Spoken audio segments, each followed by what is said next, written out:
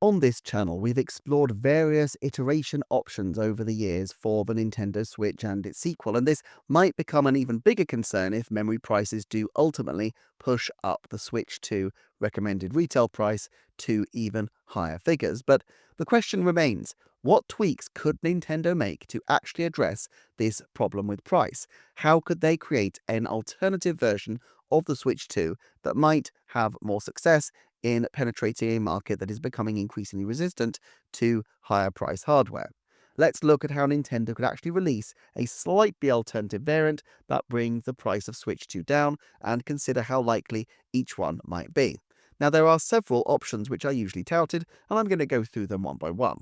Option 1, a dock-free Switch 2. The logic here is that removing the dock would lead to significant price cuts. On the original Switch, I was always highly skeptical of this statement, though. Yes, the Switch 1 dock as a standalone is $60, which would be a fifth of the price of the core machine, but despite it being a fairly large chunk of plastic, it strikes me that it's unlikely to be the major cost compared to the machine itself. Nintendo usually puts a pretty high margin on peripherals compared to the main machine, and so removing the dock wouldn't actually bring the manufacturing price of the machine down all that significantly. Now, Switch 2's dock has a bit more to it than the original dock, so perhaps it would make a more significant change, but it's conceivable they could do it at maybe a $50 discount. But when they try to sell the Switch 2 dock for $119 independently, it's going to open up a lot more questions. And while there may be a small market for a dockless Switch, there's also probably quite a significant market for extra docks from people who have a Switch that they might want to play in different rooms for whatever reasons. So, all things considered, I'm not necessarily sure that it's in Nintendo's interests to try to separate the dock from the Switch.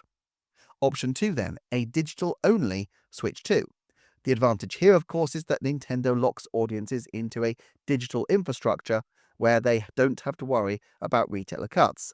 The disadvantage is that Nintendo have historically relied heavily on retailers as part of their promotion.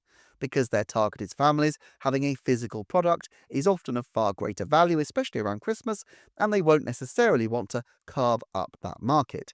It's also not actually going to save very much on the console sales outright. It's just another version of the loss leader strategy where you get the console into lots of hands and then try to upsell people on their content. That's a fine strategy, but it's not one that Nintendo have historically liked, and I think it opens them up to more questions later on. If they're discounting by $50 as a loss leader, why not $100?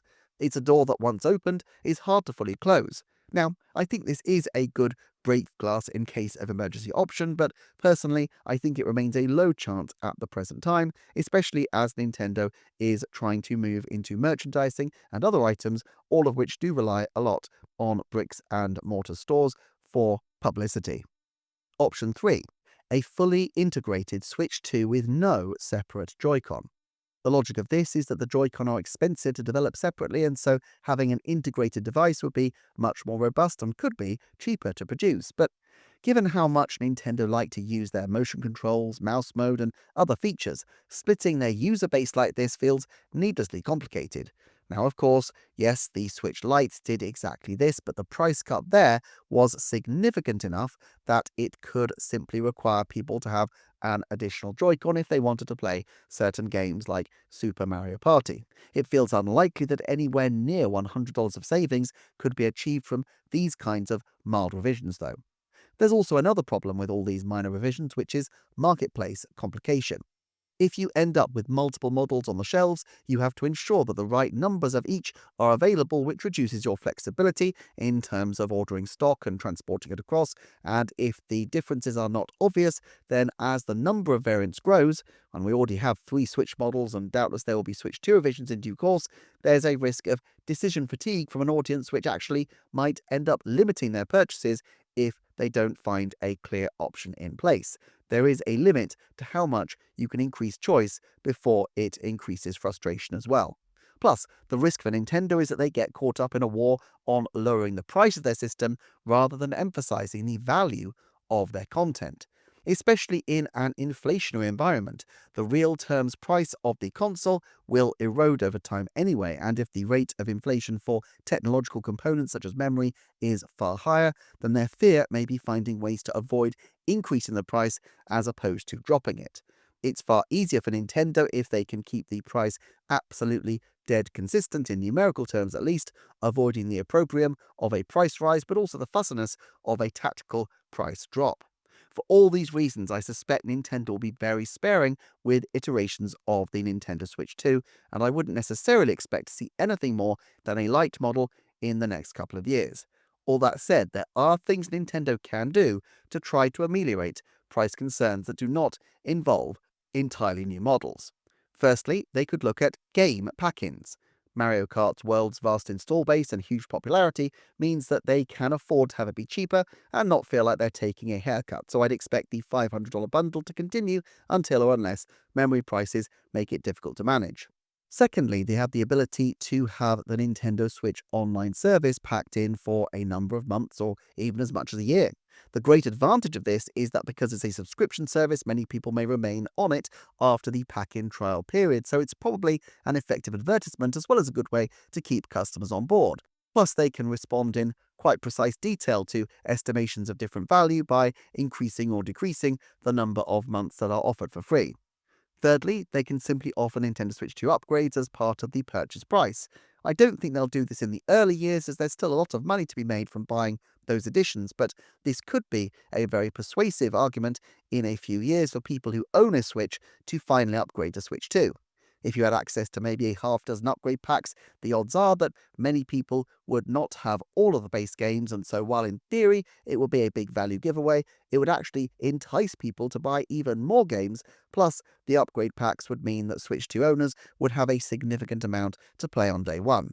This could be done simply by putting more upgrade packs onto the expansion pass or even the base Nintendo Switch Online and packaging it in as well, but either way, it is an elegant advertisement for buying a Switch 2 that you get to upgrade so many games on day one.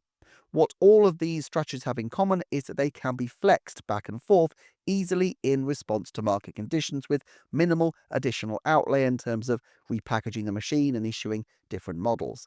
In many cases, a cardboard cover over the device will do the job.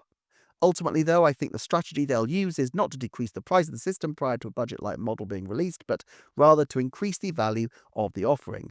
That means major AAA titles and also trying to showcase the inherent value of features like Game Share as a way to complement rather than simply replace existing hardware. Historically, it's usually been the second to third year where the very big game releases really ramp up for Nintendo, and I expect the same to be true with the Switch 2. Now granted, this may be tricky, with Open Air Zelda, Smash, possibly Splatoon 4 and others likely quite a long way off, but between 3D Mario, Mario Maker, Luigi's Mansion, Animal Crossing, Ring Fit Adventure and Switch Sports, they should have a number of major franchises on hand for the next 3 or so years, plus their overall rate of game production is now far higher than it was a decade ago, with most major Nintendo franchises now having bespoke development teams. One of Nintendo's great advantages has been its patience over the years, and I expect that to continue to be their guiding star. As President Shuntora Furukawa said in February 2026, I think it is not an appropriate approach to be excessively influenced by short-term trends. Thanks for watching, hyping, sharing and commenting. Huge thanks if you checked out the Patreon below, and I will see you next time for another Nintendo Forecast.